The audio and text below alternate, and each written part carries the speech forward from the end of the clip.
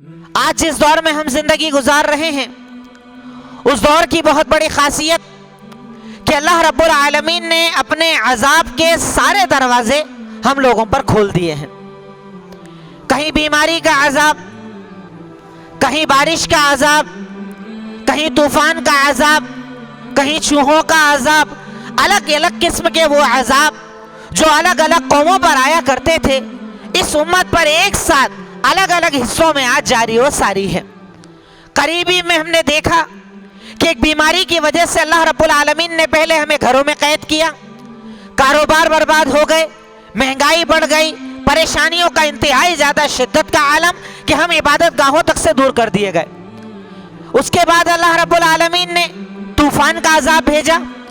الگ الگ ساحلی علاقہ پر جب یہ طوفان آئے تو طوفان نے سیلاب کی شکل دی اور گھر برباد ہو گئے۔ قریبی میں ہم نے 2-4 دنوں میں دیکھا بارش کا عذاب، فصلیں کھڑی ہوئی ہیں، فصلوں کے کٹنے کا وقت ہے، کئی علاقوں میں الگ الگ فصلیں اس وقت اس تیاری پر ہے کہ گرمی آ جائے تو فصلیں اچھی ہو جائیں۔ اس دور میں اللہ رب العالمین نے بارش کو نازل کر دیا، کئی علاقوں کی پوری فصلیں خراب ہو گئی، برباد ہو گئی۔ یہ سب چیزیں اللہ رب العالمین کا عذاب ہے،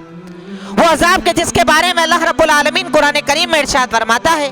اولا یرون انہم یفتنون فی کل عام مرتان و مرتین ثم لا یتوبون ولا هم یذکرون۔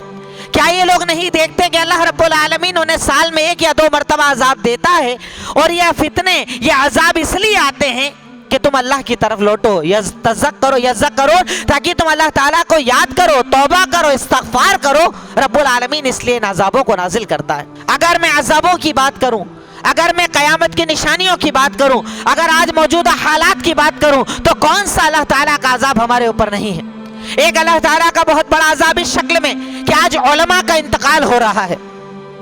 ایک کے بعد ایک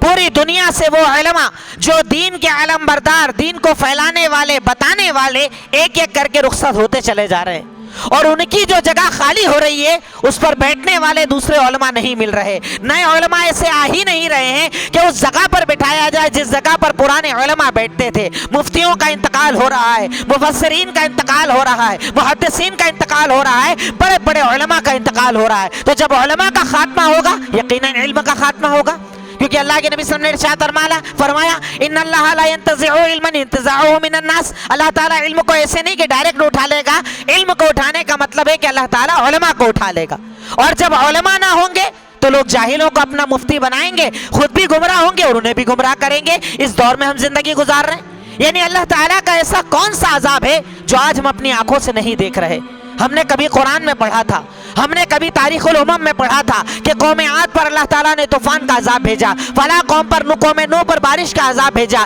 ان پر بیماریوں کا عذاب بھیجا، اس پر یہ، اس پر وہ، الگ الگ عذابوں کو ہم نے سنا تھا۔ میں کہتا ہوں کہ اگر اللہ کے نبی صلی اللہ علیہ وسلم کی وہ دعا نہ ہوتی کہ اللہ تعالیٰ میری پوری امت کو ایک ساتھ ہلاک مت کرنا، تو یہ عذاب ہم سب کو ہلاک کر دیتے۔ یہ میرے اور آپ کے نبی کی دعا ہے کہ اللہ تعالیٰ ہماری حفاظت کر رہا ہے۔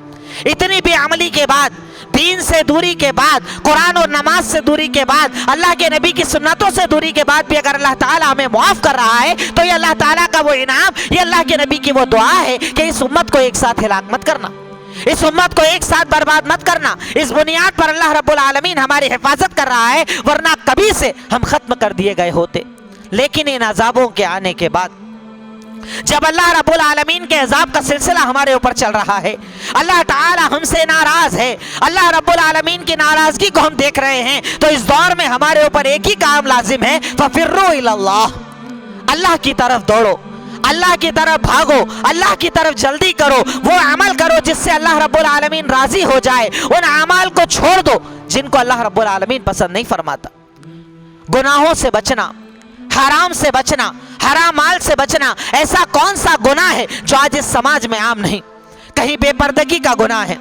کہیں حرام مال کمانے کا گناہ ہے، کہیں سود اور انٹرسٹ کی زندگی ہے، کہیں بیٹیوں کے حصوں کو دبانا ہے، کہیں بہنوں کے حصوں کو دبانا ہے، کہیں ماں باپ کے ساتھ برا سلوک کرنا ہے، کہیں شرک و بدعت میں زندگی گزارنی ہے۔ ہر قسم کا حرام جو اللہ تعالیٰ نے حرام کیا تھا اسے ہم نے حلال مان کر اپنی زندگی بنا لیا ہے۔ حرام کو جب حلال بنایا جائے گا، حرام کو جب زندگی بنایا جائے گا تو یقیناً اللہ رب العالمین کا عذاب آئے گا۔ ورنہ اللہ تعالیٰ تو قرآن میں کہتا ہے وَمَا أَصَابَكُم مِّن مُّصِيبَةٍ فَبِمَا كَسَبَتْ أَيْدِيكُمْ، اگر تمہیں کوئی مصیبت آتی ہے تو وہ تمہارے اعمال کا نتیجہ ہوتی ہے، تمہاری کوتاہیوں کا نتیجہ ہوتی ہے، تمہاری غلطیوں کا نتیجہ ہوتی ہے، ورنہ اللہ تعالیٰ تم پر ظلم نہیں کرتا۔ اللہ تعالیٰ ظلم کو پسند نہیں کرتا، اللہ رب العالمین ظلم کرنے والا نہیں ہے۔ دوسری جگہ اللہ تعالیٰ ارشاد فرماتا ہے ما یفعل اللہ بعذابکم ان شکرتم وآمنتم وکان اللہ شاکرا علیما، کہ اللہ تعالیٰ تمہیں عذاب دے کر کیا کرے گا، اللہ تعالیٰ تمہیں عذاب دے کر کیا فائدہ حاصل کرے گا۔ اللہ تعالیٰ تمہیں عذاب دینا نہیں چاہتا، اگر تم شکر گزار بن جاؤ، اگر تم ایمان والے بن جاؤ تو اللہ تعالیٰ عذاب نازل نہیں کرے گا۔ It's Al Fajr Educational Foundation presentations.